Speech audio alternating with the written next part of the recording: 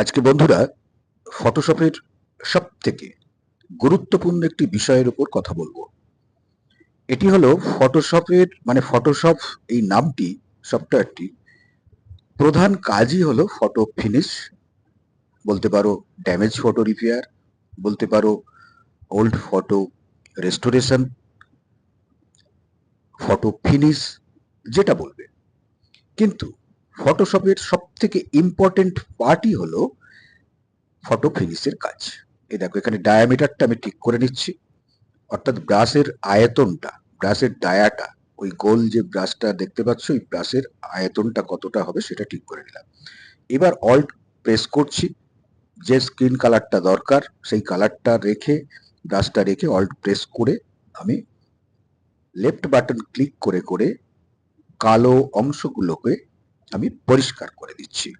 তোমরা নিশ্চয়ই পরিষ্কার বুঝতে পারছো, ব্রাশটাকে আমি প্রেস করে যাচ্ছি, অর্থাৎ অল্ট কখনো প্রেস করছি যখন স্কিনের দরকার হচ্ছে, কালারের দরকার হচ্ছে, যে রংটা আমি যেখানে দিতে চাই, ফিনিশ করতে চাই, সেই রংটায় ব্রাশ রেখে অল্ট প্রেস করছি এবং মাউসের লেফট ক্লিক প্রেস করে করে ছবিটাকে আমি ফিনিশ পরিষ্কার করে দিচ্ছি, কালো দাগগুলোকে আমি তুলে দিচ্ছি।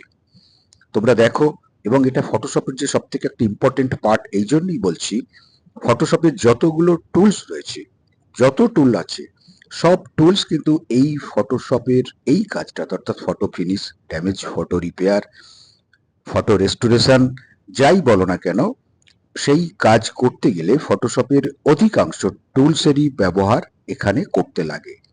তবে বেশিরভাগটাই লাগে হেলিং ব্রাশ টুল, প্যাচ টুল এবং কোলন স্ট্যাম্প টুল। আমি যে এখন যে টুলসটা ব্যবহার করছি সেটা হলো হেলিং ব্রাশ টুল। এই হেলিং ব্রাশ টুলে ডায়াটাকে আমি ঠিক করে নিয়েছি, অর্থাৎ ব্রাশের আয়তনটাকে আমি ঠিক করে নিলাম, দেখলে তোমরা প্রথমেই, এবং সেই মতো আমি, দেখো বন্ধুরা, এখানে কিন্তু আমি পুরো যদি প্রেস করে করে, অর্থাৎ মাউস লেফট ক্লিক প্রেস করে করে পুরোটা যদি দেখাই তাহলে বিরাট বড় একটা ভিডিও হবে। তাই আমি একটু করে প্রেস করছি এক একটা জায়গায়, করছি, ইরেজ করছি কালো দাগগুলোকে, সেই সঙ্গে সঙ্গে আমি একটু কেটে কেটে চলে গেছি, অর্থাৎ একটুখানি করি, দেখবে আবার অনেকটা পরিষ্কার দেখিয়ে দিচ্ছি। তো যাই হোক, তোমরা ব্যাপারটা বুঝতে পারছো যে হেলিং ব্রাশ টুলটাকে আমি এখন ব্যবহার করছি, এরপরে আমি কোলন স্ট্যাম্পটাকে ব্যবহার করব, তারপরে কখনো প্যাচ টুলটাকেও ব্যবহার করব। এখন হেলিং ব্রাশের কাজ করছি। দেখো বন্ধুরা, তোমরা মন দিয়ে ভিডিওটা দেখবে, কোথাও স্কিপ করো না। যারা জানো তাদেরকে বলবে স্কিপ করে যাও বা না দেখতে পারো, কিন্তু যারা শিখছো, যারা সবেমাত্র ফটোশপ নিয়ে ঘাটাঘাটি করছো, তাদের জন্য খুব গুরুত্বপূর্ণ এই ভিডিওটি। স্কিপ না করে তোমরা দেখতে থাকো, পরিষ্কার বুঝে নিতে পারবে এবং নিজেরা বারবার প্র্যাকটিস করবে। এখানে দেখো, চোখটাকে আমি পরিষ্কার করলাম, কিন্তু তারপরেও মেয়েটির বাঁদিকের চোখটাকে আমি কপি করে নিয়ে এসে এখানে বসিয়ে দিচ্ছি। তাতে করে হবে কি, আমার খাটনিটা একটু কম হবে, যেহেতু বাঁদিকের চোখটা, মেয়েটার বাঁদিকের চোখটা ভালো রয়েছে। তো সেটাকে নিয়ে এসে এখানে সেট করছি। ওখান থেকে আমি এখানে কিন্তু ল্যাসো টুল ব্যবহার করেছি, করে ফেদার করে, খুব হালকা ফেদার, ওই 10-12 মতো ফেদার পিক্সেল রেখে আমি চোখটাকে তুলে নিয়ে চলে এসেছি, ডান দিকেরটায় সেট করে দিচ্ছি। তো এই কাজগুলো করতে লাগে, তার মানে এখানে ল্যাসো টুলটাকেও ব্যবহার করতে হলো, ফেদারটাকে ব্যবহার করতে হলো। এবারে আমরা মেয়েটার নাকের ওপরে যে দাগগুলো রয়েছে, কালো দাগগুলো, সেগুলো করছি। সেটা কিন্তু আমি আবার আমি চলে এসেছি, এর টুলসটা নিয়ে নিয়েছি, যে টুলসটা দিয়ে আমি প্রথম থেকেই কাজ করছিলাম, হেলিং ব্রাশ টুল, সেই হেলিং ব্রাশ টুল দিয়েই কিন্তু আবার আমি মেয়েটির নাকের উপরের অংশটিকে দেখো একটা হাইলাইট করে দিচ্ছি আমি, অর্থাৎ ওখানে সাদা রংটাকে আরেকটু বেশি করে যে জায়গাটায় ছিল সেখান থেকে আমি অল্ট প্রেস করে রংটাকে নিয়ে নিয়েছি, স্কিনের কালারটাকে নিয়ে আমি নাকের ওপরটাকে ফ্রেশ করে দিচ্ছি, পরিষ্কার করে দিচ্ছি। খুব ভালো একটি কাজ এই ফটো ফিনিশের কাজ। যারা ফটো ফিনিশ ভালো করে করতে পারবে, শিখে যাবে। আমি কিন্তু একেবারে খুব নিখুঁত করে করছি না, তাহলে খুব বড় ভিডিওটা হবে, জানো তো। তাই সময় দিয়ে এগুলো করতে হয়, সময় লাগে। খুব কম সময়ে যে তাড়াতাড়ি করে ফেলবে তা কিন্তু কাজটা নয়, সে কাজটা নয়। এখানে আমি, দেখো, এবার এখানে আমি একটুখানি ব্রাশ চেঞ্জ করব। আপাতত হেলিং ব্রাশই কাজটা আমি করছি,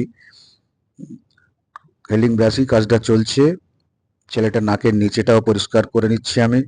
আর মাঝে মাঝে বুঝতে পারবে এইখানটা দেখো, এই জায়গাটা কিন্তু আমি প্যাচ টুলটাকে ব্যবহার করেছি। দেখো প্যাচ টুল খুব সহজ, প্যাচ টুলটাকে ব্যবহার করেছি, প্যাচ টুল দিয়ে সিলেক্ট করছি, আর ঠিক যে জায়গাটা দরকার আমার ওই জায়গায় পূরণ করা সেইখানে নিয়ে গিয়ে ছেড়ে দিচ্ছি আমি ট্র্যাক করে।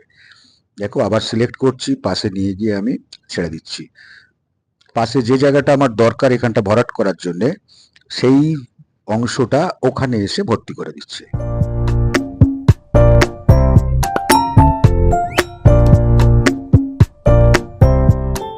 হেলিং ব্রাশ টুল দিয়ে কাজ করছিলাম। এবারে আমি দেখো চলে আসছি কিন্তু এখানটাতে কোলন স্ট্যাম্প টুল, কোলন স্ট্যাম্প টুলে চলে এসেছি। কোলন স্ট্যাম্প দিয়ে আমি মেয়েটার ওই যে গালের মুখের ওই যে এই পাশটাকে দেখো, এটা কিন্তু কোলন স্ট্যাম্প টুল দিয়ে আমি পরিষ্কার করে নিচ্ছি।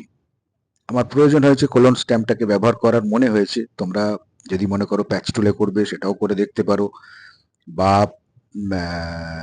এখানে তোমার হেলিং ব্রাশ দিয়ে যদি করতে পারো সেটা দিয়ে করতে পারো, যেটা তোমার মনে হবে সেই টুলসটা ব্যবহার করতে পারো। আমি এখানে কোলন স্ট্যাম্প দিয়ে ব্যবহার করে টুলসটা ব্যবহার করে আমি কাজগুলো করছি, অর্থাৎ যে অংশগুলো রিপেয়ার করার দরকার সেই অংশগুলো আমি কোলন স্ট্যাম্প টুল দিয়ে করে নিচ্ছি। এই তিনটে টুলসই কিন্তু এই ফটো ফিনিশের কাজে খুব ব্যবহার হয়। Colon stamp tool, patch tool, healing brush tool.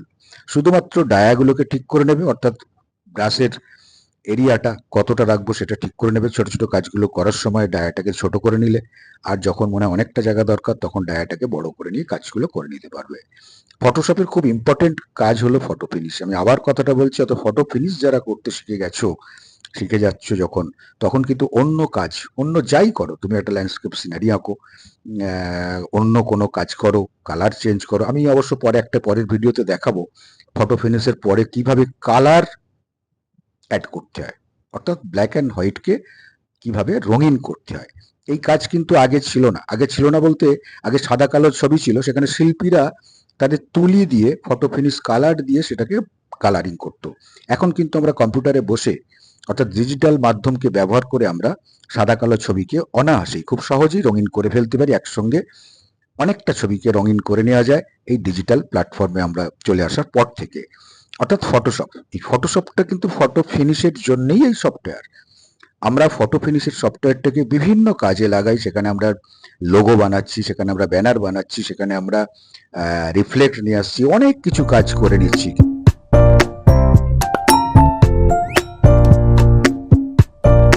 Thank you বন্ধুরা, ভালো থাকবে।